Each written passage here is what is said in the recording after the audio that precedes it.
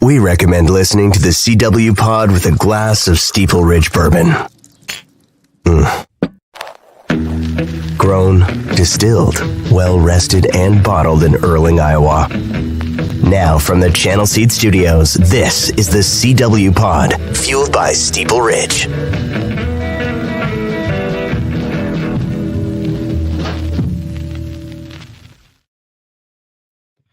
Hello and welcome to CW Pod here on Iowa Everywhere. It is the 22nd of March, 2024, a Friday. And I am in Omaha covering Iowa State in the NCAA Tournament for Cyclone Fanatic, of course. Got a lot on my mind. So it's just me here, a little monologue, CW Pod, as we lead into your weekend. So here's what I'm going to do. I'm going to try and keep this more evergreen, so I don't exactly date this thing. I'm not going to give a ton of reaction to Iowa State, South Dakota State, or the Drake game even. I'll give some more on Drake probably than Iowa State. If you want the full Iowa State thing, just go and listen to Cyclone Fanatic.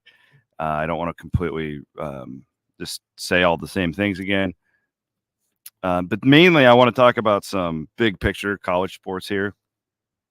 And that's what I'm going to get into, the overwhelming bulk of this here. We are presented as always by our friends at Steeple Ridge Bourbon.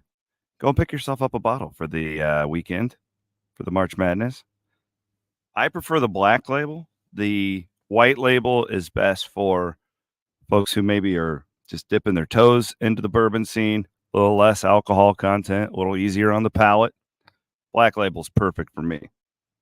Steeple Ridge Bourbon, thanks to Pat and the gang for supporting what we do here on Iowa Everywhere. We are in the Channel Seed Studios. Again, Iowa State is moving on. Drake is not. Baffling loss by the Bulldogs last night here in Omaha. I felt like, to be honest, going into the game, like from an Iowa State standpoint, I thought that Drake would be a scarier opponent probably. I changed my mind. It's really interesting. Went into the game thinking I think Iowa State would rather play Drake from a basketball standpoint. Now the emotional, all that stuff, clearly Drake would want a piece of Iowa State's ass if they right, like, so we all know that. As I watched the game, kept thinking to myself, oh man, I don't want any piece of this Drake team. So my mind changed. It was like Drago, Rocky 4. The crowd's changing its opinion. Rocky's winning them over.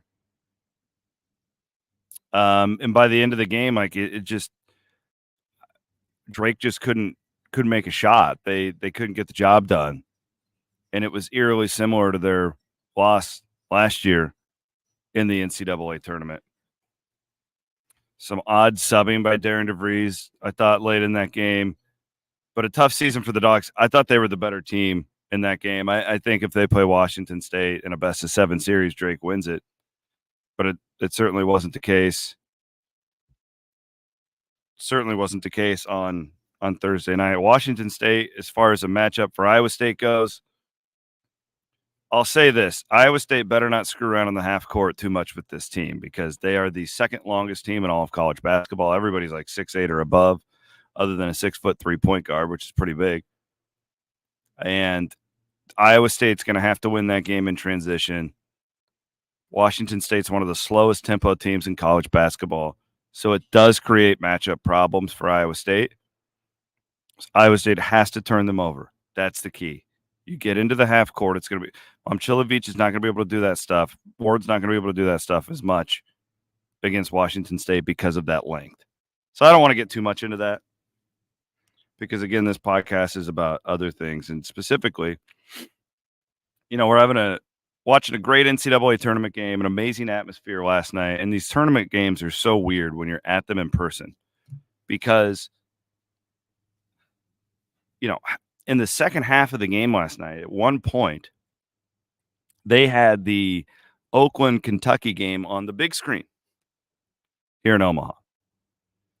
And it's always the weirdest thing when you're watching a game live in front of you, but the crowd is reacting and watching a different game. So they would like cheer in the middle of a South Dakota State possession. But what the tournament does is and I witnessed this firsthand when Iowa State lost to UAB in 2000, whatever year that was, 14, is the whole arena can just turn on you. And the whole arena was reacting and rooting for Oakland. And they weren't even watching that just because it was on the big screen because they're rooting for the underdog. And I saw that in Louisville a few years ago with that Iowa State game. Everybody was rooting for UAB, and the crowd turned on Iowa State and the energy, and that's how a lot of these upsets happen. And I'm thinking to myself, Oakland over Kentucky. This is the NCAA tournament. That is the NCAA tournament. It's why we love the NCAA tournament. It's why Thursday and Friday of the NCAA tournament are the most popular days on the entire sports calendar. College basketball isn't the most popular sport in the world. It's not. In fact, its ratings aren't very good anymore. But Thursday and Friday of the NCAA tournament are sacred in our country. And I go back to last week, and it's not just Brett Yormark, but Brett, I was at your press conference, so it's why I'm singling you out. And I'm paraphrasing what he said, but they're talking about expanding the NCAA tournament. And what Brett said is, we just want access for our teams. Oh, so we want Kansas State in the tournament, but not Oakland, is what you're trying to say. Leave our tournament alone. You guys are all greedy enough. Guys, greed is the root of all evil when it comes to this stuff. Let's give a couple examples.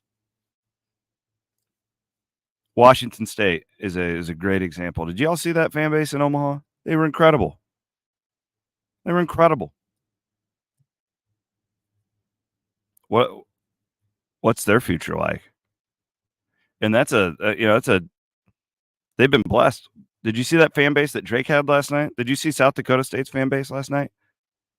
How passionate these people are. It's what makes the tournament. We don't need more Kansas State. We don't need more Virginia. We want the Oaklands. We want the Drakes. I want Washington States. And guys, greed, not just in sports. Look around. Greed is what brings us all down in society. I need more. I need more. We all need more. We don't need more. That's not always the answer. Don't try to fix something that isn't broken. Greg Sankey, listen to me. You have enough money.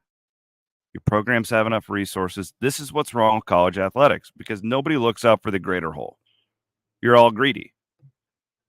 The Big Ten's greedy. SEC's greedy. The ACC's greedy. They're all greedy. It's all about me. What can you do for me? Nobody's looking out for the good of everybody, ever. What's good for the SEC is probably not going to be good for the whole.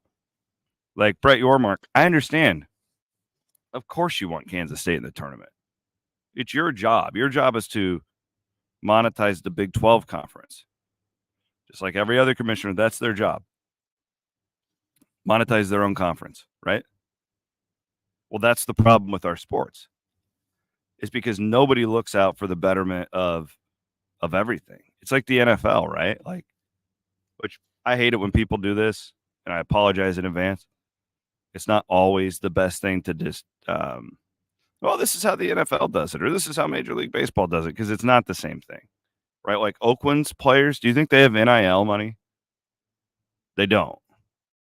Kentucky, millions of dollars rolled into that roster, maybe tens of millions of dollars. I don't really know. But it's just a great example, too, of what togetherness and, people being on the same page can do compared to greed. The NFL is successful because, if you run your organization well, if you run your franchise well, if you have good people in place, you can go from last to first and win a Super Bowl. The league is set up that way. It shares revenue, right? If you finish last, you get the first pick. It's meant for equality. College athletics is the opposite because everybody's greedy. And I don't know if the answer is like, oh, well, we need a commission. I don't think that would work. I think if you got to the point where that was going to be the case, then the Big 12 or the Big 10 and the SEC would just take their ball and go home. And I would hope that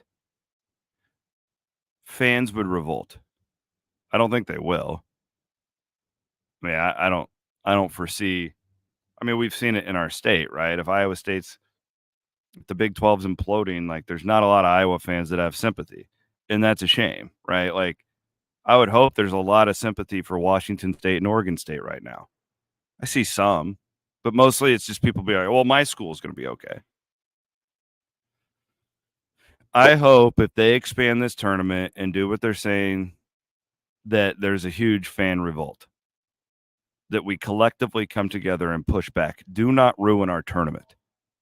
You're ruining everything else in college athletics. Keep this the same.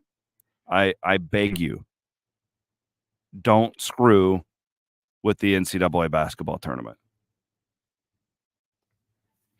Presented as always by Steeple Ridge. Speaking of March Madness, something else I've been thinking about, and I hate this as a sports fan. I cover these themes for a living, but this is what I hate about being a sports fan. I've become a really big wrestling fan. UFC and wrestling are probably they're kind of like my racing. You guys know I like racing now. Like I love watching these combat sports. I've really gotten into it over the last 5 years. And NCAA wrestling is going on this week in Kansas City. Today, the women's tournament begins. Something I'm also been passionate about for 20 years. Can't we find a way to spread these things out just a little bit? Because I tell you, like, there's one thing. It's like, oh, well, we all joke, like the NFL can throw anything and just ruin TV ratings for somebody else. No, I think if you put something NFL related on Thursday and Friday, the NCAA basketball tournament, it's probably going to get forgotten about quite a bit, very, very quickly. Can't we find a way to spread out wrestling, women's basketball, and men's basketball as far as these tournaments go? Doesn't that feel like it's the smart thing to do? Now, the problem is Turner and CBS own the rights to the men's tournament, and ESPN needs programming. So that's more greed, right? Nobody's looking out for the whole of anybody. ESPN wants its programming. And I don't know what the answer is, but can't we stagger these things just a little bit? Can't we find a way where people can enjoy all of them? Especially in our state, right? Like, we all cheer for laundry. We talk about that all the time. If you're a UNI fan, you're going to cheer for UNI no matter who's on the team. You're a UNI fan. This isn't modern day NBA where I like LeBron, and if he's playing for Cleveland, I'm going to cheer for Cleveland. Now he's with the Lakers, I'm going to cheer. That's not what we're talking about here. We all cheer for laundry. And, I'm sitting here, and my deal's a little bit different, but most of you are working. Most of you have like a real job. You're at work right now. You can't consume it all. It's not possible. Like, I went back to the hotel last night, and how the hell do I catch up on Iowa State and Iowa wrestling? I mean, what am I gonna start the DVR and stay up until 5 o'clock in the morning, fast forward? It's brutal. You can't do it all.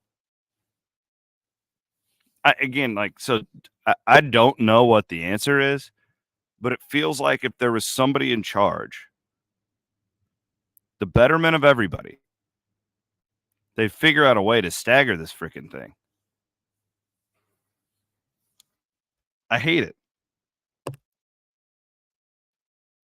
And the women's tournament's going to do huge numbers here in the later rounds. It won't on Friday. or Saturday, because it's, Caitlin, that whole deal, and LSU's a big TV draw. But man, like, it's not going to compete with this men's tournament. This men's tournament it's too good, at least now, until the powers that be decide they want to screw it up. Trying to fix something that's not broken. Reminds me of the old TV show Home Improvement. Me and my daughter Cameron watch it all the time. That Tim Taylor, he's always, the more power. He always screws it up. It doesn't need more power all the time. Sometimes you just need some common sense. That's all I'm asking. Don't ruin our tournament. Damn it. Couple other notes that I have here, and we're going to keep this thing pretty short. I was looking at my friend Randy Peterson from the Des Moines Register. He's obviously announced that he's retiring at the end of spring football. And I was, it's funny, you come to these tournaments, and I always wonder what would it have been like to be a scribe back in the 90s. Like the real, not that it's not, I'm talking like the real glory era of sports writing. I would love to write more, but you guys don't want that. You want these podcasts now. You've shown me, and I listen. When 15,000 of you consume a podcast compared to 5,000 reading a column, well, I'm going to listen to you. Really, Randy's deal, being at the Des Moines Register for 5 decades plus. I was thinking about this last night watching him on press row.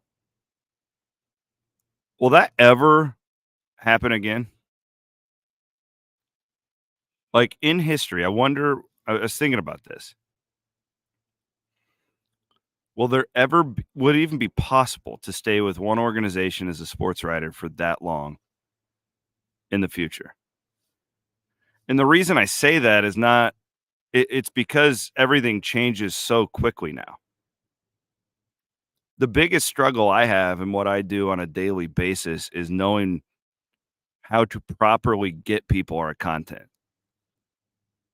because it's so scattered, right? Back in the glory days of sports writing, you got the newspaper to your doorstep, and that's how you did it. There was no other option other than television and radio, obviously. I'm talking about more of the writing, and now there's just so many different ways to consume content.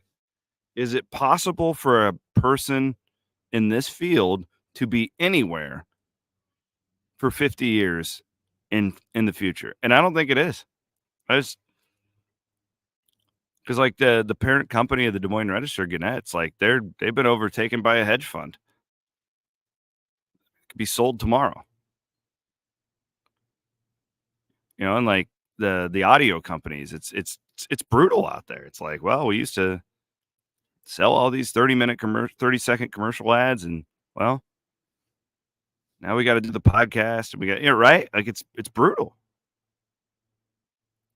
It's really special watching Randy, because I think he's like I was watching iconic Nebraska sports writer Tom Chattel. I need to go shake his hand, but I'm too scared because I looked up to him so much growing up. Those are the people that give me butterflies. I don't give a shit about coaches. It's the old legendary sports writers that get me all going. I'm watching these guys, and I'm like, man, this is like really special, because when they're gone, like I just don't think, and it's sad too, right? Because we need more people like them who will call out power when it's being abusive.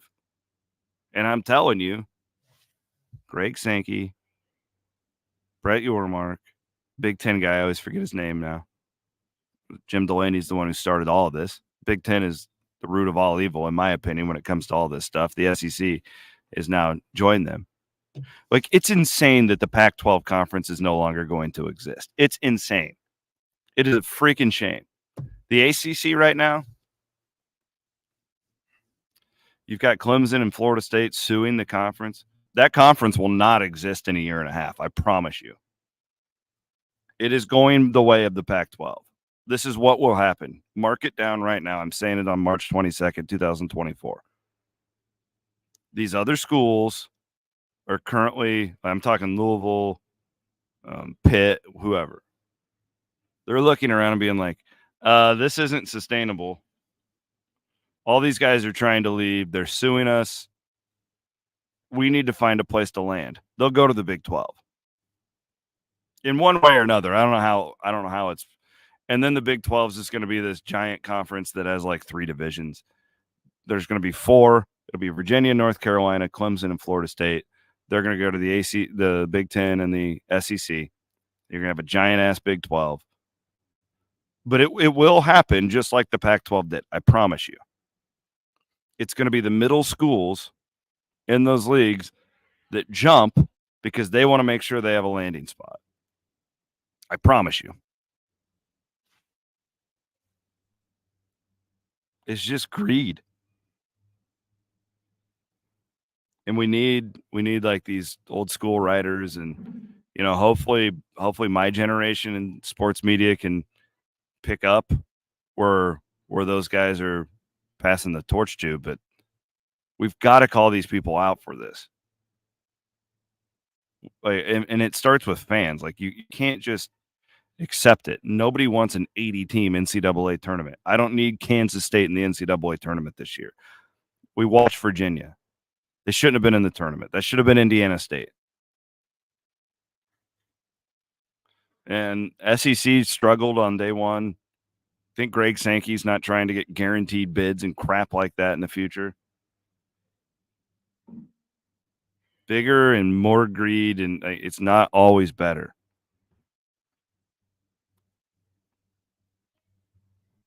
So that's all I got for you today.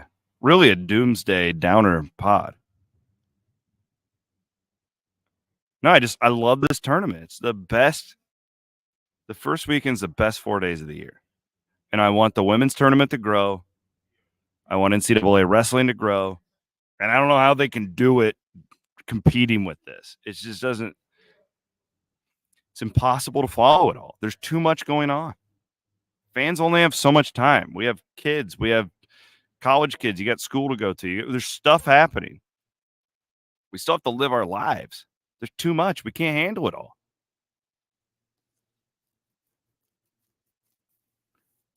Would it make sense for the women's? I don't know. I don't know. I don't have the answer to it. I'd have to think more about it. But I know that this really keeps everybody's ceiling lower. Presented as always by Steeple Ridge Bourbon, the Lonely Oak Distillery. CW Pod here. We are presented as always we're in the Channel Seed Studios. And we'll start doing more guest heavy stuff whenever I get back from the road, but I got a lot to say. I used to do 15 hours live a week, baby. I can talk forever. I got a lot on my mind. Thanks to Aiden Wyatt for producing, pumping this thing out. And I'll be back next week, hopefully from Boston. I'm looking forward to a trip to Boston. Boston. I'm going to walk around talking like that. We'll be back next week here on CW Pod.